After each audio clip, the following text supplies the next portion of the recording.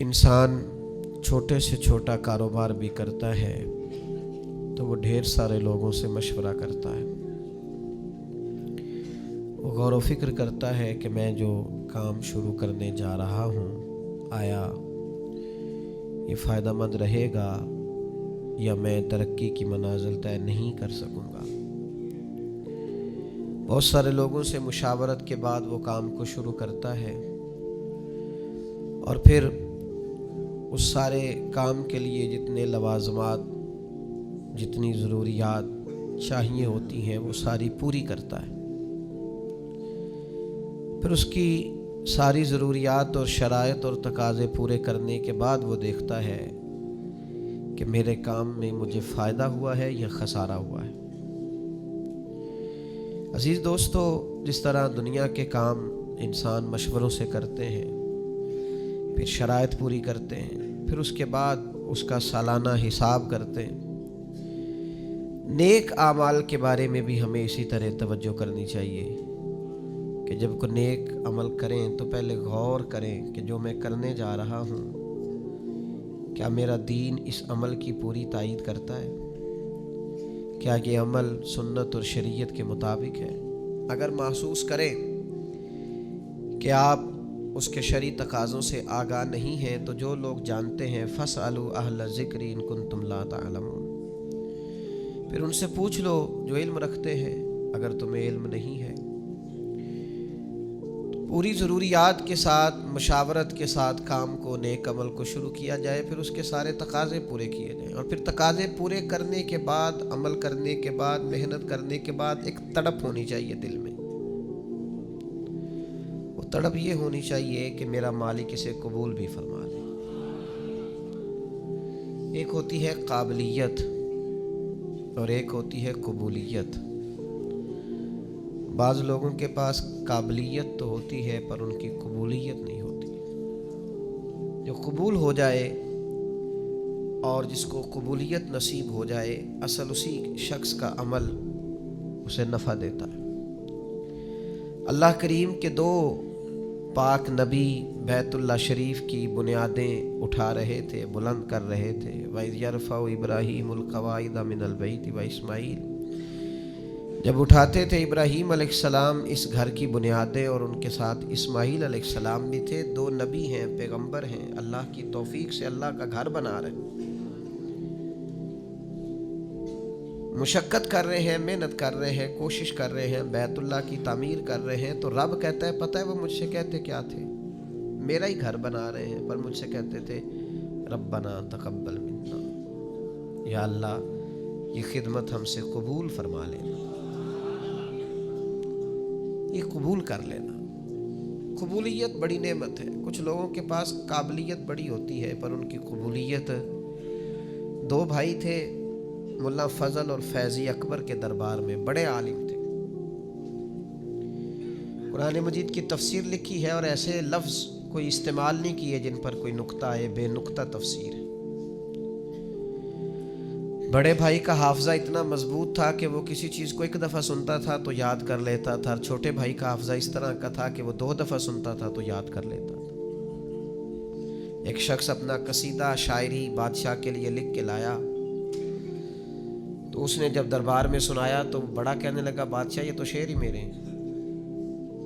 اس نے کہا آپ کے کیسے ہیں؟ کہا میں سناؤں؟ تو آپ نے ابھی اشعار سنے ہیں، ایک دفعہ سن کے یاد نہیں ہوتے. کوئی بندہ دعویٰ نہیں کر سکتا کہ مجھے یاد ہو گئے، لیکن وہ بڑے بھائی کو چونکہ اس کا حافظہ اتنا زیادہ تھا اس نے ایک دفعہ سنے اور اس نے سنا دیے. تو اب بادشاہ کو یقین ہو گیا یار حد ہو گئی، یہ تو نہیں نہ ہو سکتا کہ اس کو اس نے سنا دیے. تو چھوٹے والا کہنے لگا بادشاہ سلامت یہ واقعی میرے بھائی کے شعر ہیں، یہ تو مجھے بھی آتے ہیں، کیونکہ وہ 2 دفعہ سن کے یاد کر لیتا تھا نا. بڑے ایک دفعہ شاعر سے سنا، ایک دفعہ بڑے بھائی سے سنا، اب 2 دفعہ سننے پہ یاد ہو گیا. جب اس نے بھی سنا دیے تو بیچارے شاعر کو سزا مل گئی اور ان دونوں کو انعام مل گیا. بلا کا حافظہ، بلا کے قابل تھے، کمال ڈگریاں، کمال باتیں، کمال علم و فن، لیکن ان کی قبولیت نہیں تھی. بادشاہ کے ناجائز کاموں میں بھی اس کو سپورٹ کرتے، فتوے دیتے، اور بادشاہ کو گمراہ کرنے میں انہوں نے بڑا کردار ادا کیا. اسی دور میں ایک مرد کلندر کو اللہ نے قبولیت عطا فرمائی، جن کو شیخ احمد فاروقی مجدد الفسانی کہا جاتا ہے۔ انہوں نے دین کی تبلیغ کی، کام کیا، خدمت کی، ان کی خدمت قبول ہوئی۔ مجدد صاحب کی کتاب مکتوبات جو انہوں نے خطوط لکھے تھے دنیا میں پڑھی جاتی ہے، اس سے لوگ فیض پاتے۔ اور میرے بھائی ابو جہل بڑا قابل تھا، ابو الحکم کہتے تھے لوگ اس کو، دانائیوں والا، حکمتوں والا، پنچایت کا آدمی، لوگ مشورے لیتے تھے، لیکن بڑا سمجھدار، بڑا معاملہ فہم، بڑا مدبر ہونے کے باوجود اس کی قبولیت، یہ قبولیت اللہ نے حضرت صدیق اکبر کو عطا فرمائی۔ ساری زندگی ہم نے قابل بننے پہ لگا دی، قبول ہونے پر توجہ ہی نہیں کی۔ قابلیت بھی پیدا کریں، لیکن قیمتی جوڑا ہو اور محنت سے، شوق سے خریدا ہو، رنگ بھی پسند ہو، کپڑا بھی بڑا بہترین ہو، درزی کو دیا بھی جائے، لیکن اگر وہ درزی بھی کئی راتوں کا بیدار ہے، آنکھیں اس کی باہر آ گئی ہیں، اس نے سی کر کے دیا ہے، لیکن اگر تو اس کی تعریف ہو جائے تو پھر تو وہ خوش ہو جاتا ہے کہ بھئی کہتے ہیں کیا بات ہے جناب کی مہربانی، آپ نے کمال کر دی، تو مطمئن ہو گیا۔ لیکن اگر کسی نے کہہ دیا کہ یار تو نے تو حد کر دی ہے، یہ تو ناپ ہی پورا نہیں، ماپ ہی سارا غلط ہو گیا، تو مجھے بتائیے وہ ساری محنت فائدہ مند ہوئی کہ رائے گاں گئی؟ جو قبول ہو جاتے ہیں نا، اصل بات ان کی ہے، قبولیت اصل چیز ہے۔ قرآن مجید پڑھا ہے، تلاوت کی ہے، عبادت کی ہے، دعا کرو نا، وہ قبول بھی تو کرے نا، اور وہ کریم ہے۔ اگر تو قبول کرنے پہ آئے تو نبی پاک علیہ السلام نے فرمایا تم باتیں کرتے کرتے ایک ایسا جملہ کہتے ہو کہ مالک کو اتنا دریائے رحمت کو جوش آتا ہے کہ ایک جملے کی وجہ سے تمہارے لیے جنت کا فیصلہ کر دیتا ہے۔ جب تک اللہ کے حضور قبولیت کی انسان کے لیے نعمت میسر نہیں آتی، وہ اپنے تئیں جتنا مرضی عابد، زاہد، پارسا، نیک، سخی، صوفی، درویش، عالم، مفتی، پیر بن کے بیٹھا رہے، جب تک قبولیت نہیں، جب تک اس کے حضور، اللہ کے نبی کہتے ہیں، اللہ کا گھر بنا کے کہتے ہیں ربنا تقبل منا، یا اللہ مہربانی کاری سے قبول۔ بھائیو قبولیت بڑی ضروری ہے۔ عید والا دن تھا، حضرت فاروق اعظم رضی اللہ تعالیٰ عنہ نے نبی پاک علیہ السلام کے مصلی پہ کھڑے ہو کے لوگوں کو عید کی نماز پڑھائی، اور پھر اللہ کے محبوب کی امت کے مابین خوشیوں بھری، محبتوں بھری انہوں نے ملاقاتیں بھی کی، لیکن گھر جب گئے تو اچانک آنکھوں میں آنسو آ گئے، اور وہ آئے تو وہ تیز ہو گئے آنسو، تو گھر والی کہنے لگی آپ کا ہر جگہ یہی حال ہے، آج عید کا دن ہے مسرت کا اور آج بھی آپ رونے لگے؟ آپ فرمانے لگے تو ٹھیک کہتی ہے، مجھے بھی اندازہ ہے کہ آج خوشی کا دن ہے، عید الفطر ہے، روزے گئے ہیں تو رونا نہیں چاہیے، خوشی کرنی چاہیے، تو کہا پھر آپ کیوں رو رہے ہیں؟ تو فرمانے لگے بس کیا کروں، دل نرم ہے، ایک بات یاد آ گئی، اس نے رلا ڈالا ہے۔ کہ حضور کیا یاد آیا؟ فرمانے لگے میرے دل میں خیال آیا ہے عید تو اس کی ہے نا جو قبول ہو گیا ہے، جس کے روزے قبول ہو گئے، جس کی نمازیں قبول ہو گئیں، جس کی تراویح قبول ہو گئی، جس کا اعتکاف قبول ہو گیا، جس کی بیت اللہ کی حاضری قبول ہو گئی، جس کی روضہ رسول کی حاضری قبول ہو گئی، جو قبول ہو گئی، عید تو اس کی ہے، لیکن جس نے سارا کچھ کیا ہے پر قبول نہیں ہوا، تو اس کو پھر میری طرح رونا ہی چاہیے، اس کے لیے رونا ہی تو ہے۔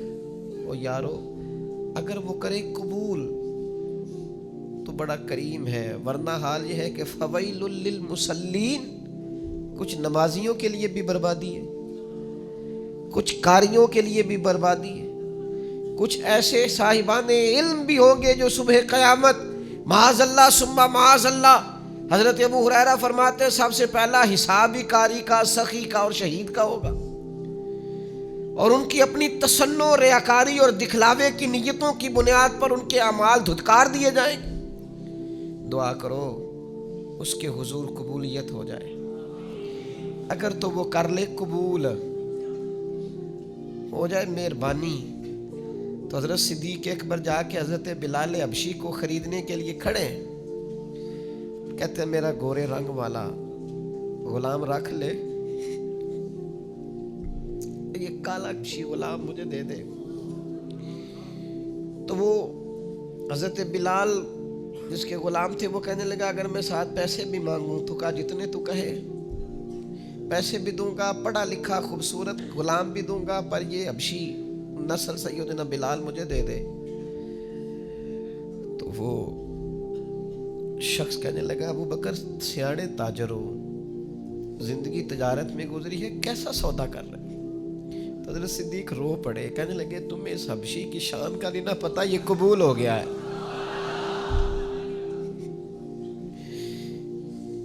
یہ قبول ہو گیا ہے۔ جو تو ہو گیا نا قبول، جس کی تو ہو گئی قبولیت، جس پر تو ہو گیا فضل، تو وہ تو نجات پا گیا اور فلاح پا گیا۔ لیکن قابل بڑا تھا، قیمتی بڑا تھا، رنگ بڑا خوبصورت تھا، قد بڑا اونچا تھا، اور باتیں بڑی آتی تھیں، پر قبولیت نصیب اگر وہ مہربانی کرے، اگر وہ رحمت کرے، اگر وہ عطا کرے اور وہ کہہ دے کہ تو قبول ہے، تو پھر تو بات بن گئی۔ دیکھو نا یہ قبول ہوئے۔ صحابہ فرماتے ہیں ایک شخص زرہ پہنے حضور کی بارگاہ میں آیا کہ یا رسول اللہ پہلے جہاد کروں کہ پہلے کلمہ پڑھوں؟ تو نبی پاک نے فرمایا تو پہلے کلمہ پڑھ پھر جہاد کر۔ نے کلمہ پڑھا، جہاد کیا، شہید ہو گئے، حضور اس کے سرانے کھڑے ہیں، دیکھو قبول ہو گیا ہے۔ یہ دیکھو سرانے حضور کھڑے، ابھی آیا تھوڑی دیر پہلے، تھوڑی دیر پہلے ابھی آیا، تھوڑی دیر ہوئی ایک آیا کالیاں زلفاں والا، ایویں دو کڑیاں میرے من وچ رکیا تے کر گیا نور اجالا۔ حضور سرانے کھڑے ہیں اور مسکرا کے فرما رہے ہیں دیکھو عمل تھوڑا کیا ہے اور اجر زیادہ لے گیا ہے۔ یہ قبول ہو گیا ہے نا، یہ قبول۔ سلمان فارسی قبول ہو گئے، بکتے بکاتے دروازہ رسول پہ آئے، سلمان قبول ہو گئے۔ سلمان فارسی حضور کی بارگاہ کے مقبول ہو گئے، وہ خدمت عالی مرتبت میں رہنے لگے۔ سلمان فارسی کو آزاد کرانا تھا تو ان کے لیے بندوبست بھی حضور کرا رہے ہیں، ان کے لیے کھیت اور پودے تیار کیے جا رہے ہیں، بندوبست ہو رہا ہے۔ سلمان قبول ہو گئے، پھر اتنے قبول ہوئے، کہاں سے بکتے بکاتے آئے تھے، تیری تلاش میں پھرا میں جنگل پہاڑ اور دشت میں، اور پھر اتنے قبول ہوئے کہ محبوب کریم نے فرمایا لوگوں اسے غیر نہ سمجھنا، سلمان من اہل البیت۔ قابلیت بھی تلاش کرو لیکن دعا کرو نا وہ قبول بھی کرے، اس کی بارگاہ سے قبولیت بھی ملے۔